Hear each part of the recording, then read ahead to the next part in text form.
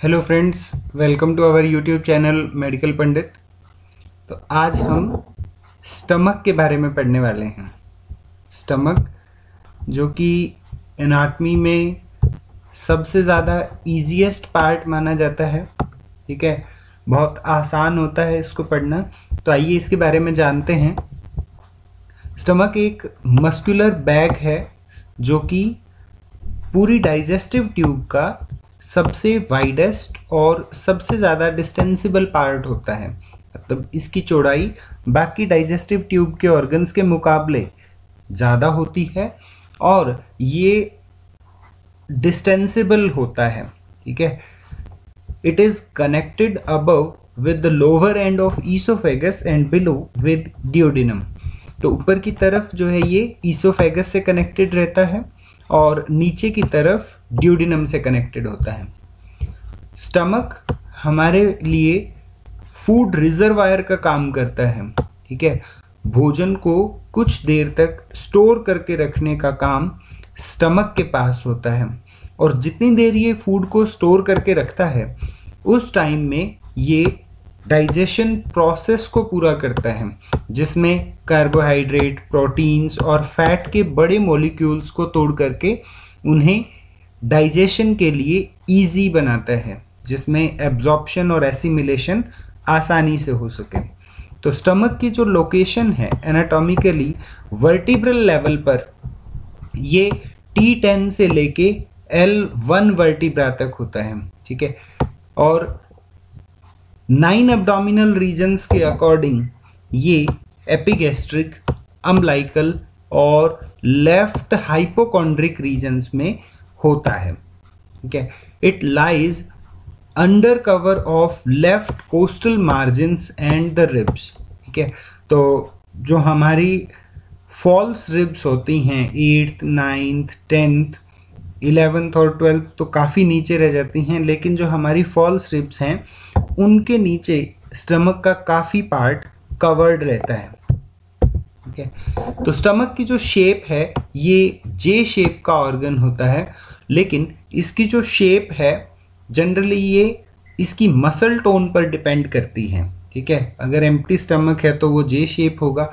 जब ये partially distended होता है, ठीक है, मतलब कुछ हद तक इसके अंदर अगर खाना होता है तो ये पायरीफॉर्म शेप का होता है, नाशपाती के आकार का ये होता है। और ओबेज पर्सन्स के अंदर जनरली स्टमक की जो शेप है वो हॉरिजॉन्टल शेप होती है। स्टमक की जो लेंथ है वो 25 सेंटीमीटर होती है, या हम 10 इंच भी कहते हैं। इससे पहली वीडियो में भी हमने देखा ईसोफेगस की लंबाई भी 25 सेंटीमीटर थी, और आने वाला जो पार्ट है ड्यूडिनम उसकी लंबाई भी 25 सेंटीमीटर ही होती है।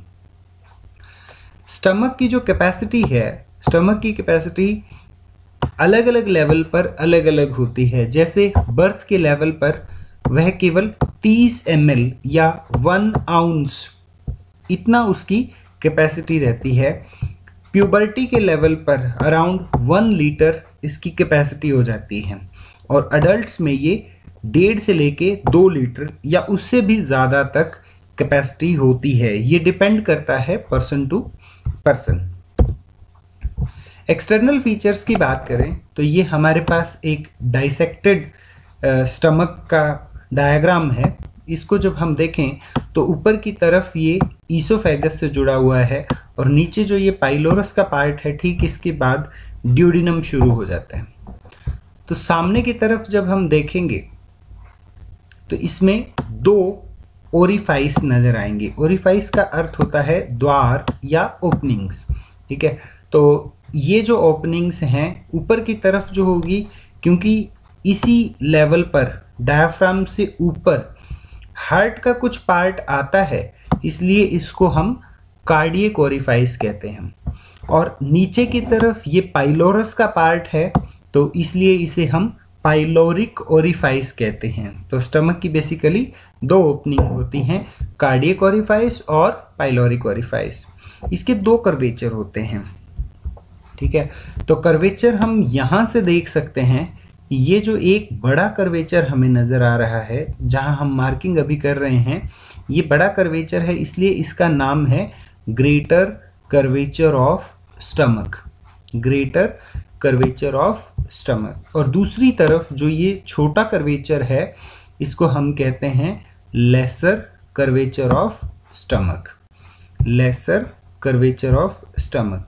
ठीक है, तो इसके दो सरफेस होते हैं। जो हमें सामने की तरफ एक सरफेस नज़र आ रहा है इसको हम कहते हैं एंटीरियर सरफेस, और यदि इसी पार्ट को हम पलट देंगे तो पीछे की तरफ भी एक ऐसा ही सरफेस नज़र आएगा जिसको हम कहेंगे पोस्टीरियर सरफेस। तो जो सामने है वो एंटीरियर और जो पीछे होगा वो पोस्टीरियर सरफेस कहा जाएगा।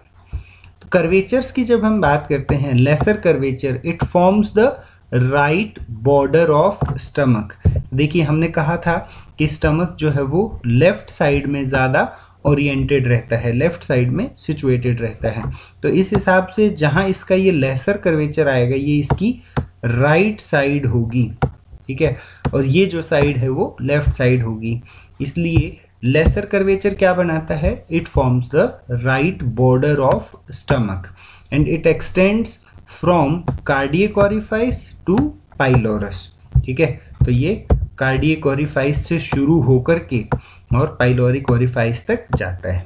ठीक इसी तरीके से जब आप ग्रेटर कर्वेचर की बात करोगे, ऑब्वियसली ये ज़्यादा बड़ा है देखने में, much longer than lesser curvature and extends from left of cardiac orifice, cardiac orifice के बाहिनी भाग से शुरू होता है। ठीक है, बाईं तरफ से शुरू होता है and over the dome of the fundus and along the left border of stomach. तो जैसे लेसर कर्वेचर ने राइट बॉर्डर बना दिया था उसी तरीके से ये लेफ्ट बॉर्डर बनाएगा। तो ये भी जो है शुरू होता है कहाँ से, कार्डियक ओरिफाइस से और पाइलोरस तक इसकी सिचुएशन है। ये देखिए यहाँ से ये शुरू होता है। इसमें एक वर्ड आया है डोम। ठीक है, डोम ऑफ फंडस, बेसिकली यहाँ तक का जो पार्ट है ये फंडस का हिस्सा होता है और इसके ऊपर जो आपको ये शेप नज़र आ रही है, जो गुंबद के आकार की ये शेप है, इसको हम डोम कहते हैं। ठीक है, तो यहाँ से ग्रेटर कर्वेचर शुरू होता है, then it forms the right border और ये पाइलोरस तक इसकी सिचुएशन रहती है। ठीक है, तो ग्रेटर कर्वेचर पर बहुत बड़ी बड़ी अटैचमेंट्स आपको मिलेंगी जिसमें ग्रेटर ओमेंटम है। तो बात कई बार आती है कि ओमेंटम क्या है। ओमेंटम बेसिकली पेरिटोनियम, पेरिटोनियम हम सभी जानते हैं कि हमारे एब्डोमेन की जो कवरिंग है उसको हम पेरिटोनियम कहते हैं। हमारे एब्डोमेन के जितने भी ऑर्गन्स हैं वो पेरिटोनियम के अंदर एक बैग के अंदर सिचुएटेड होते हैं। ठीक है, तो जो अटैचमेंट्स पेरिटोनियम की स्टमक के साथ हैं उनका नाम होता है ओमेंटम। इसी तरीके से जब पेरिटोनियम की अटैचमेंट्स स्मॉल इंटेस्टाइन के साथ होंगी तो उनका नाम क्या हो जाता है, मीजेंट्री। उनका नाम क्या हो जाता है, मीजेंट्री। ठीक है, और जब यही अटैचमेंट्स लार्ज इंटेस्टाइन के साथ होती हैं तब हम इन्हें कहते हैं मीजोकोलोन, मीजोकोलोन। तो इस तरीके से इनके नाम बदलते हैं बट स्ट्रक्चरली वो एक ही चीज़ है जिसको हम पेरिटोनियम के नाम से जानते हैं। दूसरा यहाँ जो अटैचमेंट है, हम ग्रेटर कर्वेचर की बात कर रहे थे वहीं वापस आते हैं। तो इसका जो दूसरा अटैचमेंट है वो है गैस्ट्रोस्प्लेनिक लिगामेंट। ठीक है, तो ये याद करने में ज़्यादा मुश्किल नहीं रहेगी क्योंकि स्प्लीन हम सभी जानते हैं वो लेफ़्ट साइड की तरफ सिचुएटेड होती है, ठीक स्टमक के नीचे होती है। तो एक लिगामेंट है जो स्टमक से स्प्लीन तक जाएगा और स्टमक में भी बेसिकली कहाँ लगा होता है, वो ग्रेटर कर्वेचर पर लगा होता है। तो इसलिए उस लिगामेंट का नाम है गैस्ट्रोस्प्लेनिक लिगामेंट। गैस्टर वर्ड जहाँ भी आता है, ये पॉइंट मिस हो गया था, gaster is the synonym for stomach. ठीक है, ये पर्यायवाची है स्टमक का ही। गैस्ट्रोस्प्लेनिक लिगामेंट, ये लिगामेंट जुड़ा हुआ है ग्रेटर कर्वेचर से स्प्लीन तक। Then gastrophrenic ligament. ठीक है, फ्रेनिक वर्ड जो है ये सिनोनिम है डायाफ्राम का। डायाफ्राम का पर्यायवाची क्या है, फ्रेनम या फ्रेनिक। तो गैस्ट्रोफ्रेनिक लिगामेंट वो लिगामेंट जो डायाफ्राम को जोड़ते हैं स्टमक के साथ। ठीक है, तो ये 3 अटैचमेंट्स यहाँ पर हम याद रखेंगे। ठीक है, तो ये सिचुएशन भी आप देख सकते हैं कि यहाँ आपके पास स्प्लीन है ठीक स्टमक के नीचे, तो ये जो लिगामेंट्स होंगे इनको हम क्या कहेंगे, गैस्ट्रोस्प्लीनिक लिगामेंट।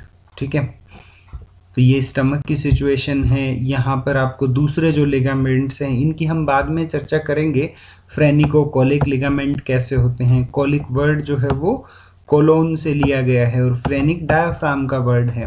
ठीक है, तो डायाफ्राम से कोलोन तक के जो लिगामेंट्स हैं, ठीक है, ये लेसर ओमेंटम का पार्ट है, ये यहाँ पर ग्रेटर ओमेंटम का पार्ट आ जाएगा। नीचे की तरफ जो है ये ग्रेटर ओमेंटम का पार्ट है। ठीक है, ओपनिंग्स ऑफ स्टमक, स्टमक के पास हमने 2 ओपनिंग की बात की थी, कार्डियक ओरिफाइस है और दूसरा पाइलोरिक ओरिफाइस है। तो जो कार्डियक ओरिफाइस है it is joined by lower end of oesophagus. ठीक है, तो ईसोफेगस का लोअर एंड जहाँ जुड़ता है वहाँ से कार्डियक ओरिफाइस शुरू होता है। It lies behind the 7th costal cartilage, 7th costal cartilage के ठीक पीछे की तरफ 2.5 centimetre from its junction with sternum. ठीक है, 2.5 सेंटीमीटर इनटू लेफ्ट साइड में 2.5 सेंटीमीटर स्टर्नम से आप दूरी नाप करके ढूंढ सकते हैं कार्डियक ओरिफाइस को।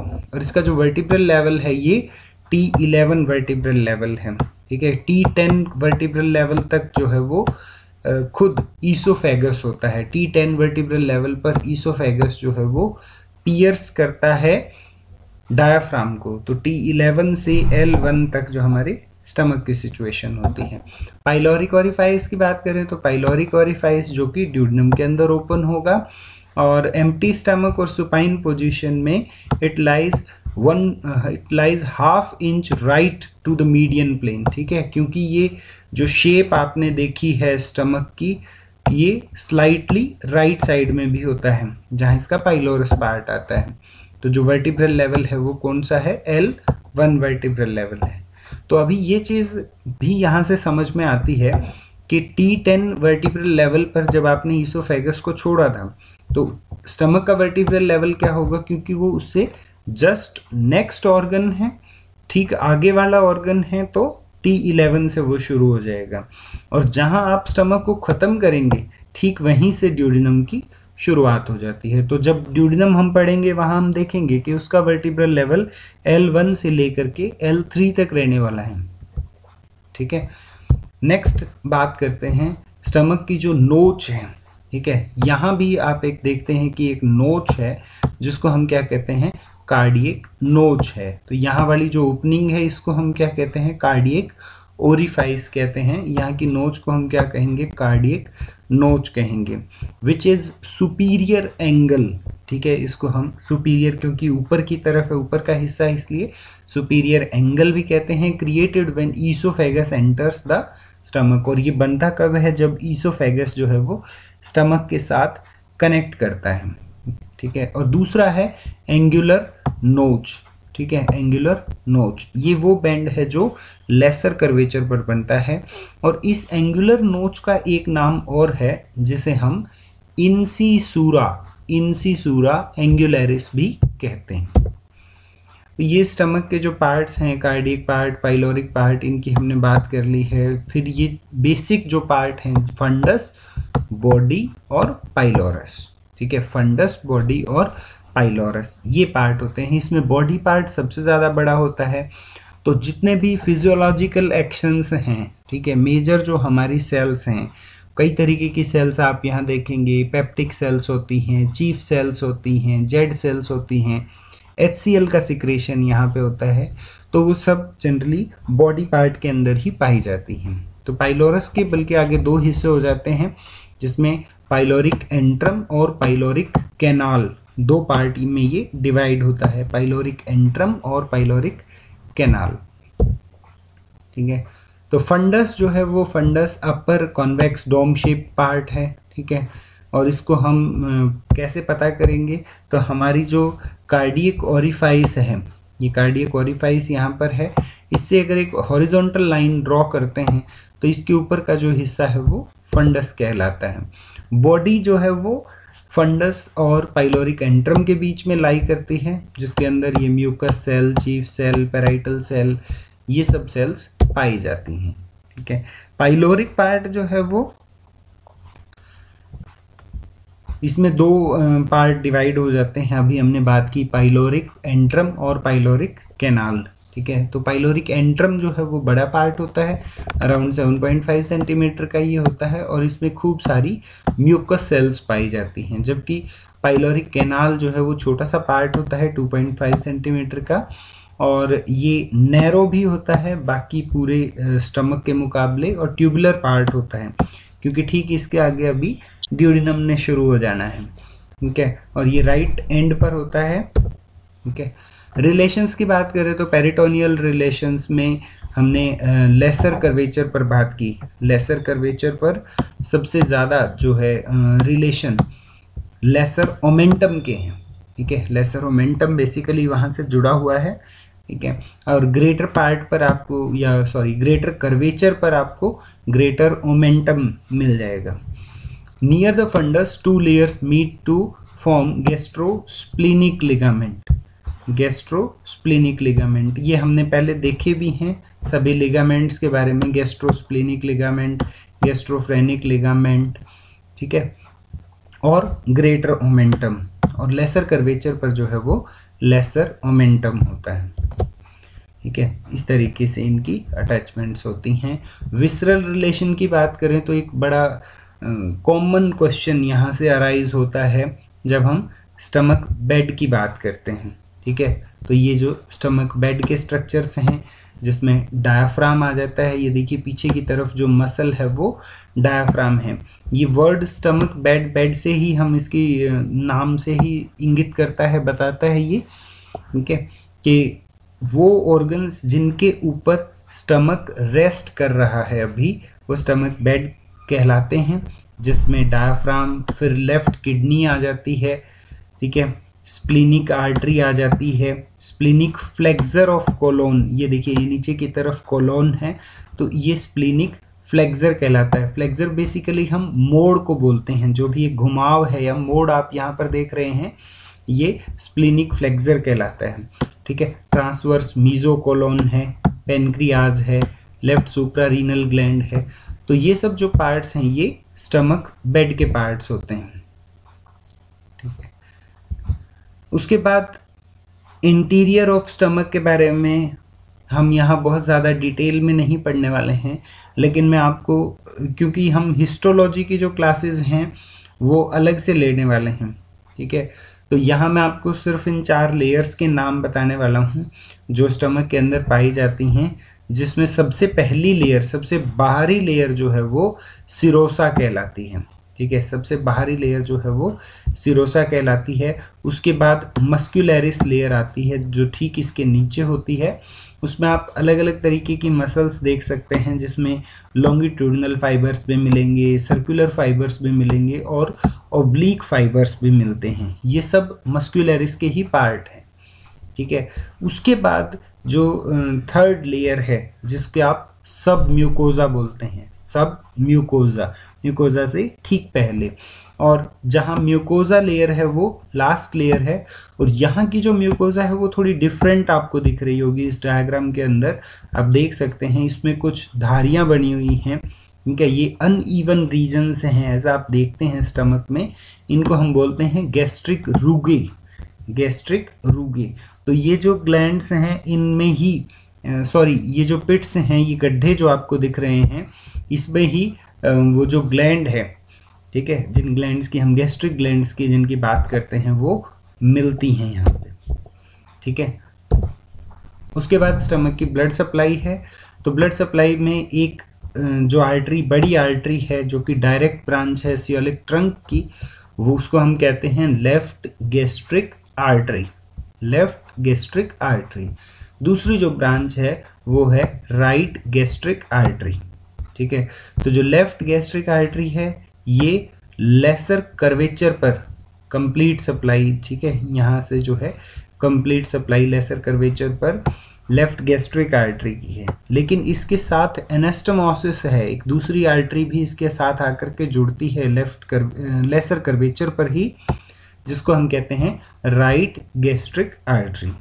इसके अलावा शॉर्ट गैस्ट्रिक आर्टरीज होती हैं, बहुत छोटी छोटी गैस्ट्रिक आर्टरीज भी आपको मिलती हैं, जो कि ब्रांच हैं किसकी, स्प्लीनिक आर्टरी की, स्प्लीनिक आर्टरी की। ठीक है। अच्छा, अभी जो ग्रेटर कर्वेचर बचा हुआ है, ये कंप्लीट ग्रेटर कर्वेचर, इसको सप्लाई देने के लिए हमारे पास लेफ्ट गैस्ट्रो एपिप्लॉइक आर्टरी है और राइट गैस्ट्रो एपिप्लॉइक आर्टरी है। ये आर्टरीज सभी सियोलिक ट्रंक की ही ब्रांच हैं। तो एक अलग लेक्चर में हम इस बारे में डिस्कस करेंगे सियोलिक ट्रंक के बारे में, और इस बात को पूरा डिटेल से समझेंगे। फिलहाल आप इन सबको याद रखें कि जो लेसर कर्वेचर है वहाँ पर दोनों गैस्ट्रिक आर्टरीज आ रही हैं। ठीक है, ऐसा नहीं है कि right gastric artery greater curvature पर सप्लाई कर देगी और लेफ्ट गैस्ट्रिक जो है वो लेसर कर्वेचर पर सप्लाई कर देगी, ये बिल्कुल गलत है। ठीक है, तो आप याद रखें गैस्ट्रो एपिप्लॉइक, ठीक है, जो बड़ा नाम है, जो बड़ा लग रहा है, स्पेलिंग जिसकी बड़ी लग रही है, इस तरीके से भी याद रख सकते हैं जो बिगनर्स हैं, जो अभी एनाटॉमी सीख रहे हैं, कि ग्रेटर कर्वेचर जो है वो बड़ा होता है। ठीक है, तो इसके लिए हमें बड़े नाम वाली आर्टरी चाहिएगी, और वो भी एक नहीं दो चाहिएंगी, लेफ्ट से भी राइट से भी। तो लेफ्ट गैस्ट्रो एपिप्लॉइक और राइट गैस्ट्रो एपिप्लॉइक आर्टरी लगेंगी यहाँ पे। और जो छोटी हैं, जिनका नाम आपको सिर्फ गैस्ट्रिक लग रहा है, वो लेसर कर्वेचर पर रहने वाली हैं। ठीक है, इस तरीके से इनकी ब्रांचेस होती हैं। वीनस ड्रेनेज जो है, इसका पोर्टल सर्कुलेशन के अंदर टोटल ड्रेनेज रहता है। राइट और left gastric veins, short gastric when, right gastro epiploic, ठीक है, ये सब वेन्स जो हैं वो ड्रेन करती हैं स्टमक को। और इनर्वेशंस में हम जब देखते हैं तो सिंपैथेटिक नर्व सप्लाई जो है वो T5 से लेके T9 तक इसकी इनर्वेशंस होती हैं सिंपैथेटिक नर्व के अंदर। इनको हम जनरली स्प्लेनिक नर्व के नाम से जानते हैं। और जो पैरासिम्पैथेटिक नर्वस सिस्टम है स्टमक के रिगार्ड में, वो वेगस नर्व से फुलफिल होता है। ठीक है, तो हमें याद रखना है T5 to T9 जिसमें ग्रेटर स्प्लेनिक नर्व आती है, और वेगस नर्व जो है वो इसकी पैरासिम्पैथेटिक सप्लाई है। तो अभी के लिए स्टमक में सिर्फ इतना ही। आगे की वीडियोस में हम इनके क्लिनिकल्स के बारे में भी जानने वाले हैं, और साथ ही साथ हम अपने डाइजेस्टिव सिस्टम को कंप्लीट पढ़ने वाले हैं। मतलब आने वाली वीडियोस में ड्यूडेनम और इन सब के बारे में भी पढ़ेंगे। Thank you so much, keep watching.